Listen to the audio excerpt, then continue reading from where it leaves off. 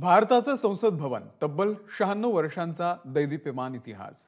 देशाचा स्वातंत्र्य दिन पाहिलेली ही संसद आहे. राज्यघटनेची निर्मिती झाली ती याच लोकशाहीच्या पवित्र मंदिरामध्ये. अनेक राज्यांची निर्मिती ते अनेक कायद्यांचा जन्म बघितलेली ही आपली संसद आणि अनेक ऐतिहासिक घटनांची साक्षीदारही. आता ही एक ऐतिहासिक पण थोडी वेगळी घटना या संसदेमध्ये घडलेली आहे आणि ती म्हणजे खासदारांचं निलंबन. पाहुयात संसदेमध्ये खासदारांचं कसे होलसेल निलंबन झालेलं आहे या रिपोर्टमधून.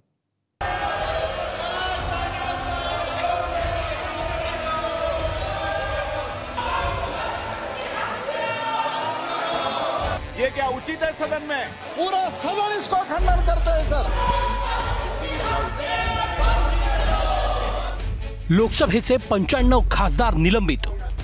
हाउ रिडिक्युलस, हाउ शेमफुल, हाउ अनएक्सेप्टेबल. राज्यसभेचे 46 खासदार निलंबित. The above mentioned members may be suspended from the service of the house. जो सदस्य के पक्ष में वो हाँ कहें, जो सदस्य के विरोध में वो ना कहें.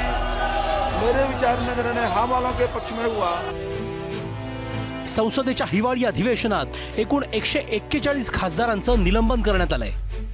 यात महाराष्ट्रातले खासदार सुप्रिया सुळे आणि अमोल कोल्हे यांचाही समावेश आहे.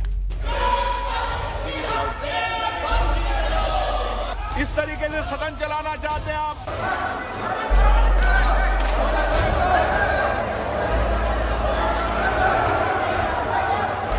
13 डिसेंबरला लोकसभेत 2 तरुणांनी घुसखोरी केली. त्या दिवसापासूनच विरोधकांनी संसदेतल्या सुरक्षा व्यवस्थेचा मुद्दा उचलून धरलाय.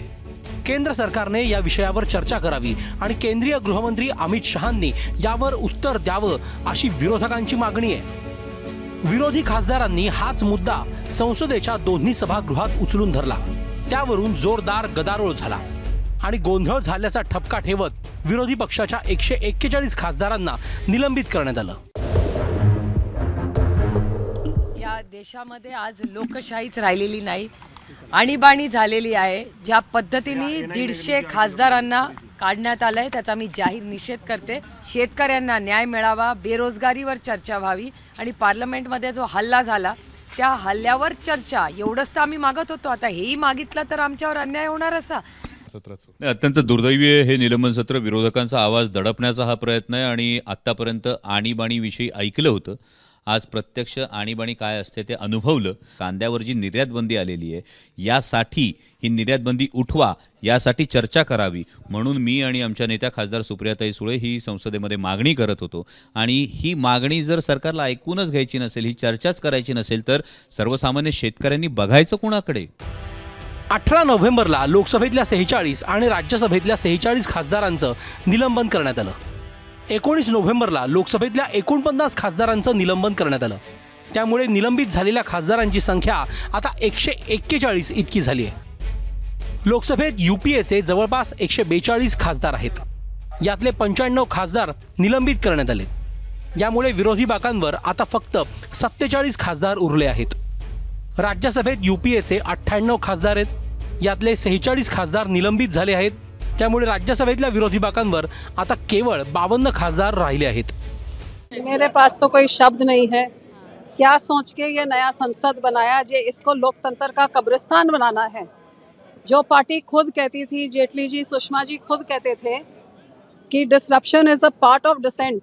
अब जब कुछ चीज़ की चर्चा करना चाहते हैं और सुनवाई नहीं कर रही है सत्ता पक्ष, तो फिर शोर मचाने के अलावा हल क्या है? अब आपने सारे विपक्ष को निकाल के बाहर फेंक दिया. ये बहुत ही दुर्भाग्यपूर्ण है एक डेमोक्रेसी सेटअप के लिए. जो वातावरण अब हम देख रहे हैं जहां हम अपनी बात नहीं रख पा रहे हैं संसद में, तो मैं समझती हूँ कि यह total failure of the government है. अगर गवर्नमेंट ने इतने सारे एमपीज को सस्पेंड किया है, it is ultimately the failure of the government. आप अपनी जिम्मेदारी का पालन नहीं कर रहे हैं, यही विपक्ष की मांग है. और मैं मानती हूँ विपक्ष की क्या सत्ता पक्ष की होनी चाहिए, देश की मांग होनी चाहिए कि ये क्या नए मापदंड अपनाए जा रहे हैं कि जहाँ जहाँ इनकी जवाबदेही तय होगी ये जवाबदेही से भाग जाएंगे और हम उनको भागने देंगे. जब इतिहास लिखा जाएगा और ये जो 2014 से 2023 का कार्यकाल पता चलेगा, जो काला इतिहास होगा देश के लिए, उसमें कौन लोग डटे रहे, खड़े रहे, मजबूती से लड़ते रहे, उन सब का नाम इतिहास में दर्ज होगा. वो बीजेपी सांसद सस्पेंड नहीं हुए, जिनके बतौर मेहमान 2 आरोपी आए, लेकिन 92 सांसद जो उस भाजपा सांसद से और भाजपा सरकार से जवाब मांग रहे हैं, उनको सस्पेंड कर दिया गया है।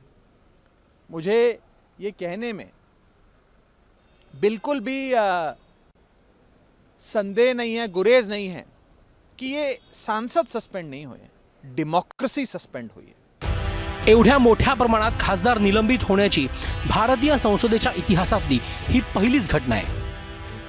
याआधी 1989 साली टागोर आयोगाच्या अहवालाविरोधात आवाज उठवणाऱ्या 63 लोकसभा खासदारांना निलंबित करण्यात आलं होतं।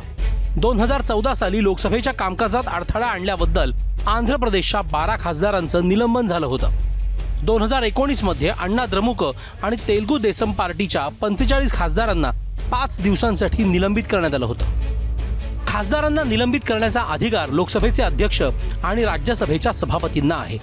सभागृहात गोंधळ घालणाऱ्या, कामकाजाबद्दल पूर्वग्रह असलेल्या सदस्यांचं निलंबन होऊ शकतं। निलंबनाचा कार्यकाळ हा विशेष अधिवेशनापेक्षा जास्त असू शकत नाही। निलंबित होणाऱ्या सदस्यांना संसदेत प्रवेश करता येत नाही। एखाद्या समितीत खासदारांचा समावेश असेल तर त्या समितीच्या बैठकांमध्येही ते सहभागी होऊ शकत नाहीत। संसदेतल्या मतदानातही त्यांना सहभाग घेता येत नाही। निलंबित खासदारांना दैनिक भत्ते मिळत नाहीत। संसदेत 2 तरुणांनी केलेल्या घुसखोरीनंतर विरोधक चांगलेच आक्रमक झाले आहेत। सरकारच्या वतीनं अमित शहांनीच उत्तर द्यावं अशी मागणी त्यांनी केली आहे। सरकारनं मात्र गोंधळ घालणाऱ्या खासदारांच्या निलंबनाचा मार्ग अवलंबलाय।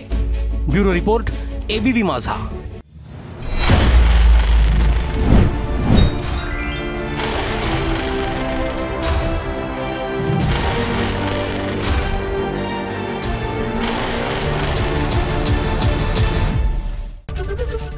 एबीपी माझा, उघडा डोळे बघा नीट।